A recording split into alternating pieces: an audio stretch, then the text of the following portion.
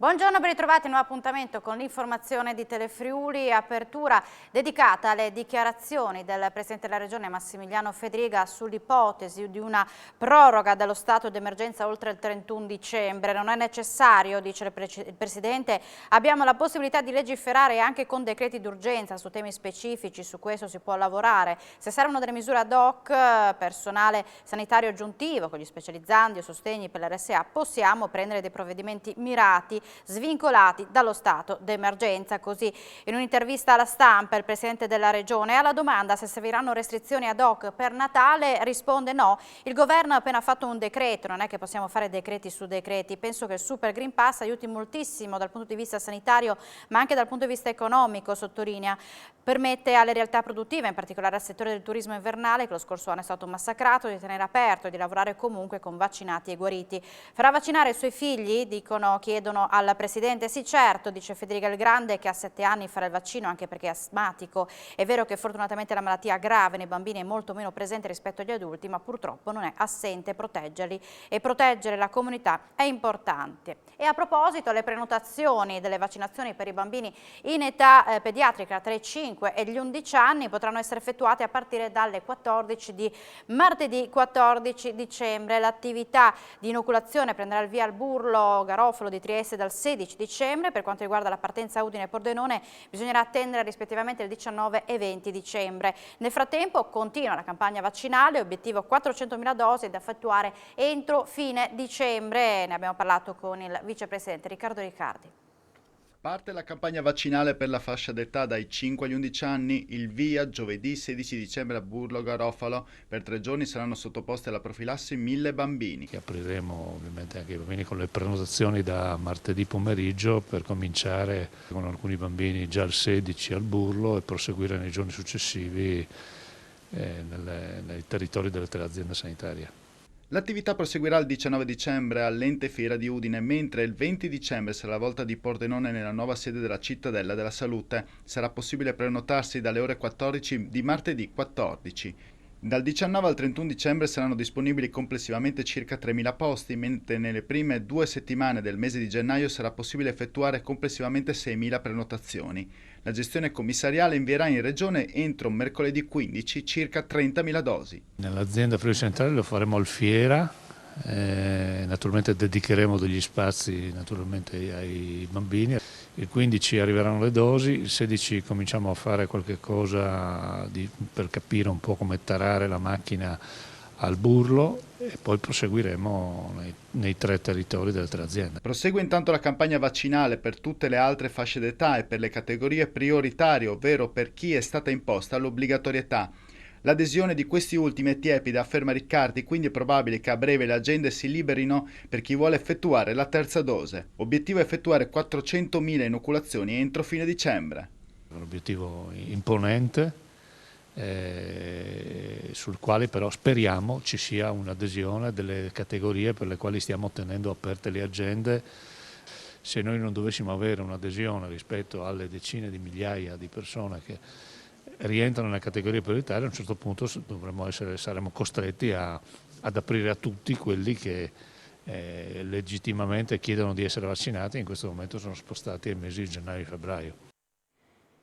Ed ora andiamo a vedere i dati dei contagi. La giornata di ieri si segnala un ritorno dei decessi, 4 sui 9 segnalati nelle residenze per anziani, 756 contagi in totale, su 8.966 tamponi molecolari, rilevate 660 nuove positività, su 13.365 test rapidi antigenici realizzati sono stati rilevati 105 casi. Le persone ricoverate in terapia intensiva restano 26, in altri reparti scendono a 290. Per quanto riguarda il sistema sanitario regionale è stata rilevata la positività di 13 persone, altri 7 nel RSA.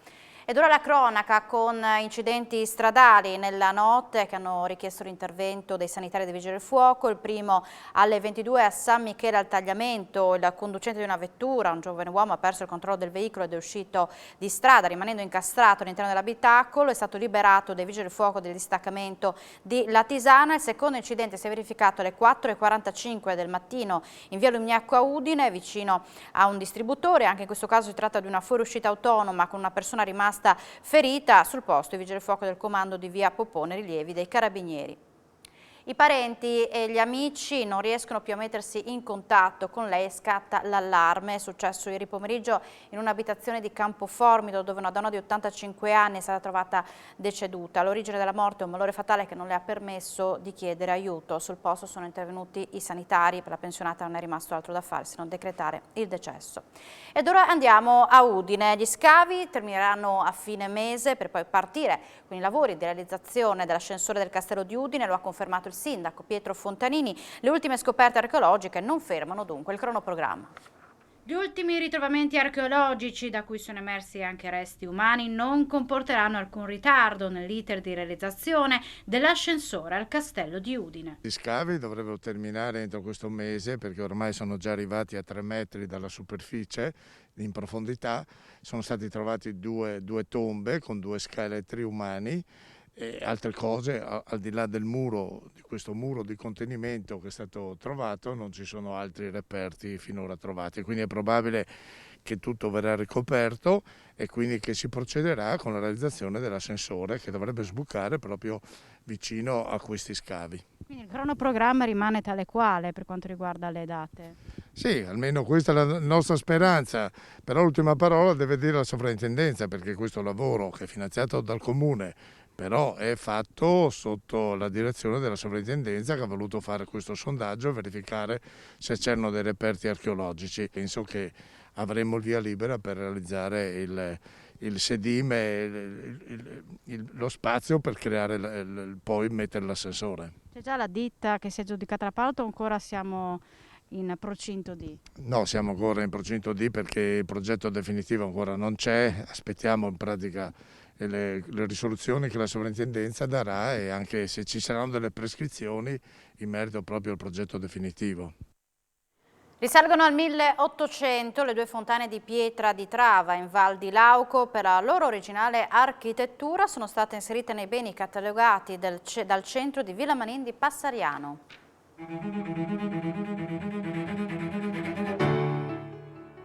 Rientrano in un progetto di turismo slow, alla scoperta di luoghi storici poco noti, le fontane e i lavatoi di Lauco. Testimoni della vita delle comunità della valle di un tempo, in parte sono stati recuperati grazie all'amministrazione comunale, che ha investito fondi propri e anche della regione. Tra le più antiche caratteristiche ci sono quelle in pietra del XIX secolo, sono le fontane della piccola frazione di Trava. Il nucleo originario risale al 1800, da allora le fonti poco a poco erano state completamente ricoperte da detriti, anche a seguito dell'esondazione del Rio Fontana nel 1966. 2 le vasche che compongono le fontane e duplice è la funzione che avevano. Una veniva utilizzata per attingere acqua potabile, l'altra per l'abbeveraggio del bestiame.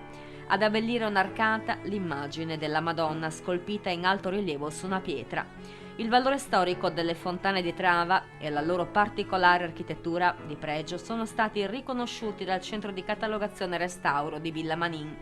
In passato le 2 fonti hanno rappresentato un punto di incontro per le comunità di Nanfurs, Fontane e Quel. Qui gli abitanti si incontravano, socializzavano, si scambiavano notizie e opinioni. Ritorna a Natale a Premariacco, la rassegna presepiale allestita nella meravigliosa cornice dell'antica chiesa di San Silvestro Papa, ma anche nelle diverse frazioni si respira un'atmosfera natalizia, ce la racconta la curatrice Graziella Ranieri. Riparte per questo Natale la nota rassegna d'arte presepiale Natale a Premariacco, dando vita ad un grande presepe allestito sulla piazzetta antistante all'antica chiesa di San Silvestro Papa, sede della mostra, che visto il protrarsi della pandemia viene ancora sospesa.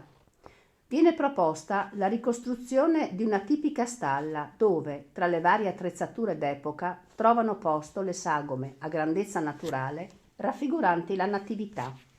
Nella composizione è stata inglobata anche l'antica torre campanaria, dove al suo interno si può ammirare con commozione uno scorcio di vita passata.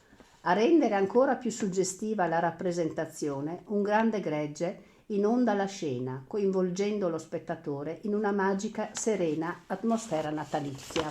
Nel nostro comune ci sono varie rappresentazioni natalizie, quello curato dagli Amici di San Mauro, collocato all'esterno della chiesa, il presepe allestito nella cripta della chiesa di Ossaria dai volontari dell'associazione Somsi e quello proposto da volontari e alpini all'Ancona di Iplis e l'installazione Bordes Diavecis di Via Cristallo a Premariacco. Una canzone, un calendario benefico e la colletta alimentare sono le iniziative del Deportivo Junior in vista del Natale. L'idea è quella di creare qualcosa di solidale e di garantire, insomma, un impegno al di là di quello che è l'impegno calcistico, ed è per questo che abbiamo pensato di rinnovare l'iniziativa del banco alimentare, in cui raccoglieremo un po' di materiale, alimenti a lunga conservazione, per poi farli distribuire, insomma, dal comune e dagli assistenti sociali. E parallelamente poi abbiamo pensato a un'iniziativa nuova, che è quella di fare un calendario il cui ricavato andrà venduto, e il calendario, e di conseguenza poi daremo tutto l'incasso sarà devoluto alla pediatria di Udine. Il ruolo di sanitari in prima linea è quello di curare il benessere fisico, la salute dei bambini, specialmente dei bambini che hanno gravi patologie acute o gravi patologie croniche, come il mandato della pediatria di Udine all'interno di questa azienda. C'è chi si deve occupare del benessere psichico, ma è fondamentale anche il ruolo del sociale, quindi iniziative di questo tipo consentono di avere una presa in carico globale del bambino e di assicurare un benessere per lui ma anche per la sua famiglia. 1-1 ieri sera al Friuli tra Milan e Udinese alla prima di Cioffi sulla panchina dei bianconeri, che passano in vantaggio con Beto, ma dopo una gara in totale controllo nel finale si fanno rimontare da Ibrahimovic. Dei pochi giorni ho pensato che fosse la cosa più giusta da fare, cioè andare su certezze, e ho chiesto loro di aggiungerci quello che io ho provato a trasmettere in questi pochi giorni. Siamo in chiusura, l'informazione ritornerà in diretta alle 19, ma vi ricordo l'appuntamento alle 16:30 con uno speciale di Lignano da Mare in diretta da Lignano Sabbiadoro, per presentarvi tutte le iniziative natalizie della località balneare. Grazie per l'attenzione e buon pomeriggio.